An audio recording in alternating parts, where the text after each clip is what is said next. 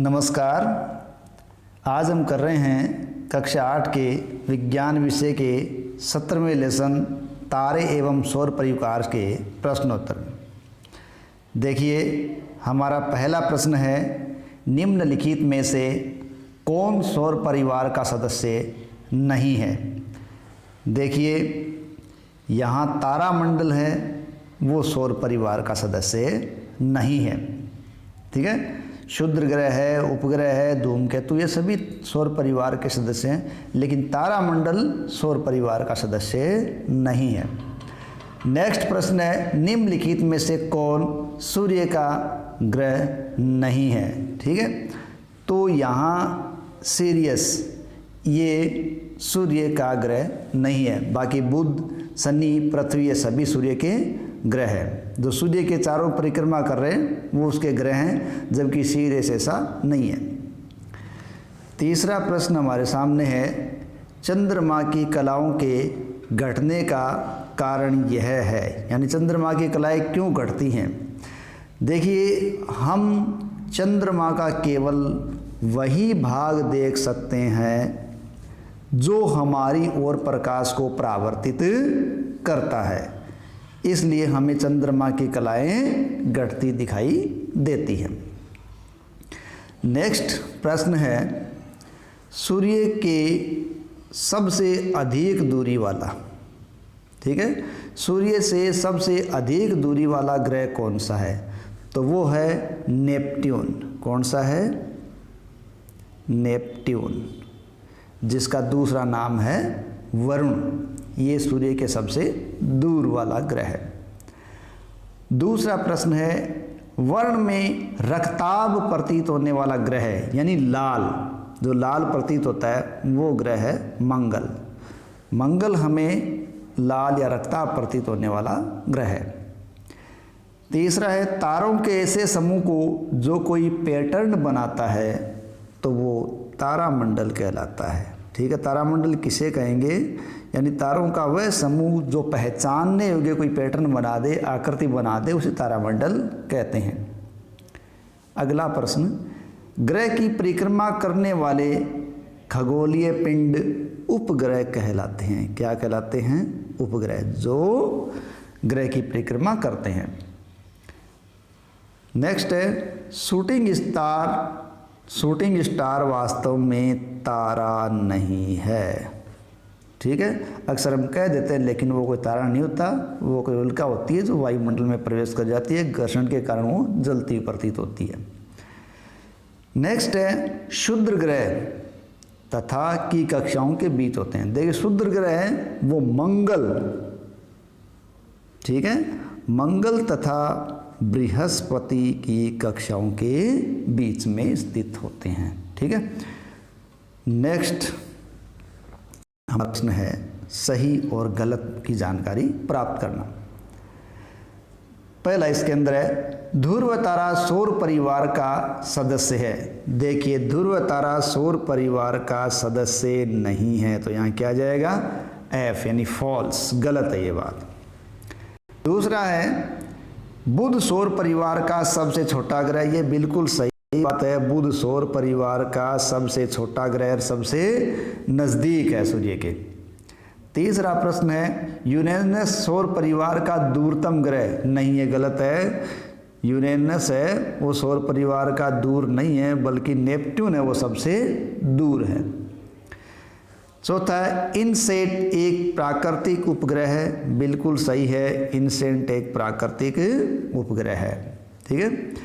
पांचवा प्रश्न है, हमारे सौर परिवार में 9 ग्रह नहीं। सौर परिवार में 9 ग्रह नहीं है, 8 ही ग्रह है। 9वां ग्रह जो ये माना जाता था उसको हटा दिया गया है।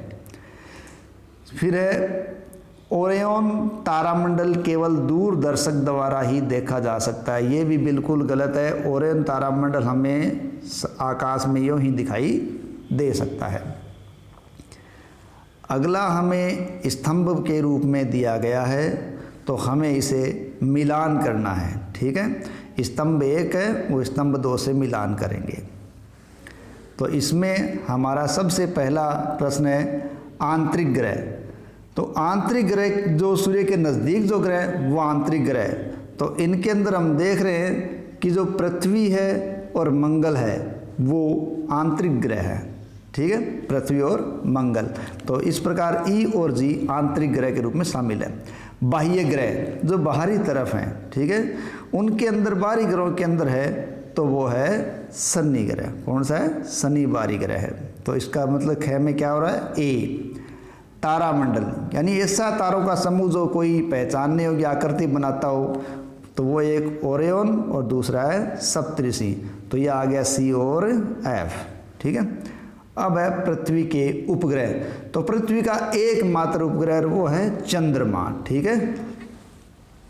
नेक्स्ट, यदि शुक्र संध्या तारे के रूप में दिखाई दे रहा है तो आप इसे आकाश के किस भाग में देख पाएंगे?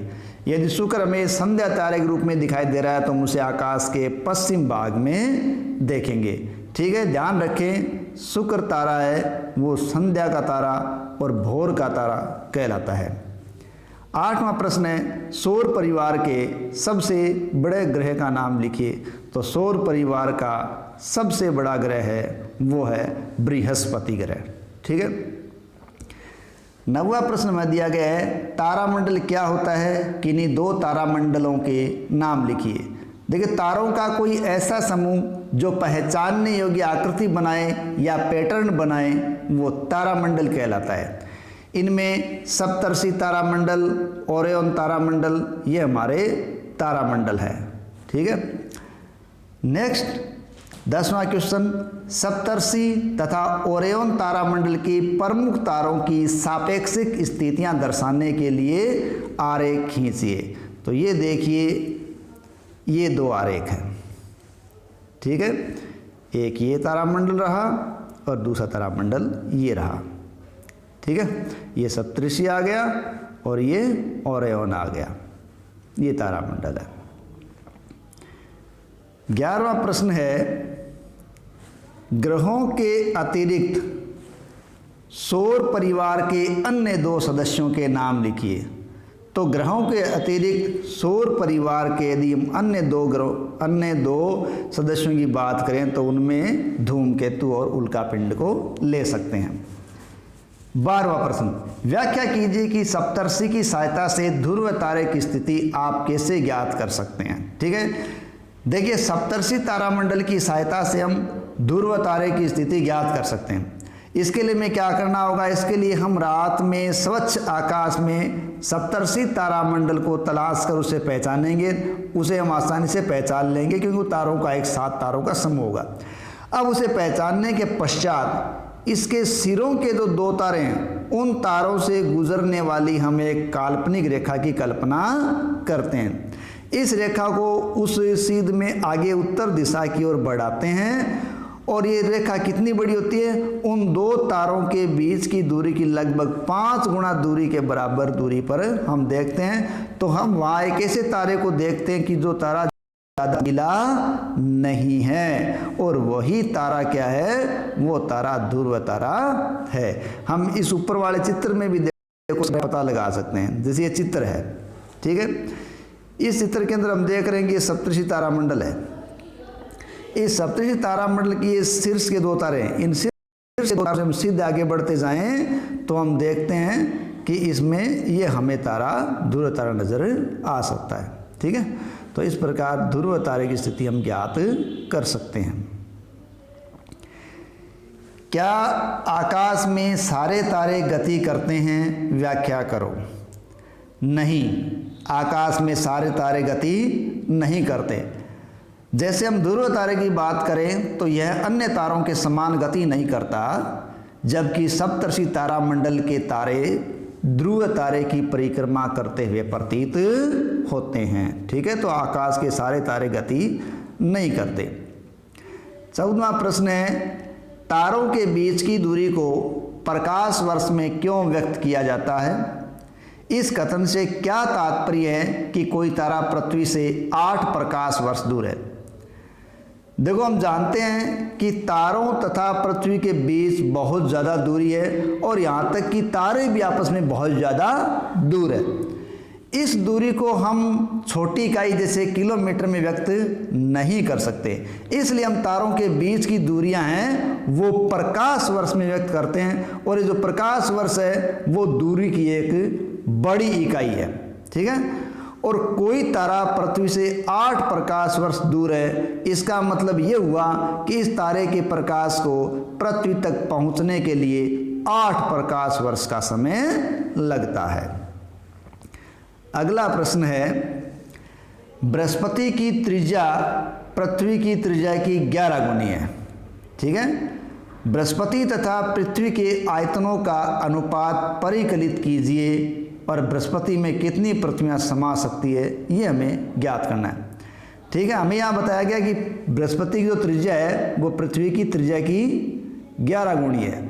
देखिए, माना पृथ्वी की त्रिज्या क्या है, r है, और बृहस्पति की त्रिज्या उससे 11 गुनी है, तो वो क्या होगी, 11r। चूंकि पृथ्वी है, बृहस्पति है, ये एक गोले माने गए हैं, तो गोले के कारण पृथ्वी का आयतन क्या होता है, 4/3 πr क्यूब, और वही ये बृहस्पति का आयतन क्या हो जाएगा, 4/3 π11r क्यूब। ठीक है, यानी उसकी त्रिज्या इससे 11 गुनी है। तो यहाँ हम देखते हैं कि इसमें 11 गुणे का अंतर आ गया। ठीक है, तो यहाँ बृहस्पति का अनुपात बटे पृथ्वी का अनुपात, तो बृहस्पति का अनुपात वो क्या होगा, 4/3 पाई और 11r क्यूब, वहीं पृथ्वी का होगा 4/3 πr क्यूब। अब यहाँ हम 4/3 पाई को 4/3 पाई से कैंसिल आउट कर देते हैं, ऊपर बचता है 11r क्यूब, नीचे बचता है r क्यूब। ठीक है, तो हम अगर क्यूब को क्यूब से हटा दें तो r की त्रिज्या की क्यूब हटा दें, तो यहाँ ऊपर 11 का क्यूब है, तो 11 का हम जब घन करते हैं तो वो होता है 1331 और r का 1 हो गया। इस प्रकार इनमें अनुपात 1331 अनुपात 1 होगा। अगर हम दूसरे शब्दों में कहें तो बृहस्पति में 1331 पृथ्वियाँ समा सकती है। लास्ट प्रश्न है, बुजो ने सौर परिवार का निम्नलिखित आरेख खींचा, क्या ये आरेख सही है? यदि नहीं तो इसे संशोधित कीजिए। देखिए, जो आरेख बनाया गया है वो सही नहीं है, क्योंकि सबसे बड़ी गलती देखिए, इसको बड़ा करके देखें तो बुध के बाद सीधा इसने मंगल ग्रह को अंकित किया है, जो गलत है। दूसरी बात, इसने सबसे बाहर नेपच्यून ग्रह बताया, यहाँ मंगल बता दिया या नेपच्यून बता दिया, बड़ी गलतियाँ हैं। ठीक है, तो इसको हम सही करके इस प्रकार दिखाएंगे, सही चित्र इस प्रकार होगा। ठीक है, ये सही है। ठीक है, सूर्य के सबसे नज़दीक है बुध, उसके बाद शुक्र, फिर पृथ्वी, फिर मंगल है। ठीक है, और मंगल के बाद है बृहस्पति। हम देख रहे हैं मंगल और बृहस्पति के बीच में काली पट्टी दिखाई दे रही है, वही क्षुद्र ग्रह है। ठीक है, और बृहस्पति के बाद शनि, शनि के बाद यूरेनस और उसके बाद नेपच्यून। इस प्रकार ये सही आरेख होगा। इसी के साथ अपनी प्रश्नोत्तरी समाप्त होती है। धन्यवाद।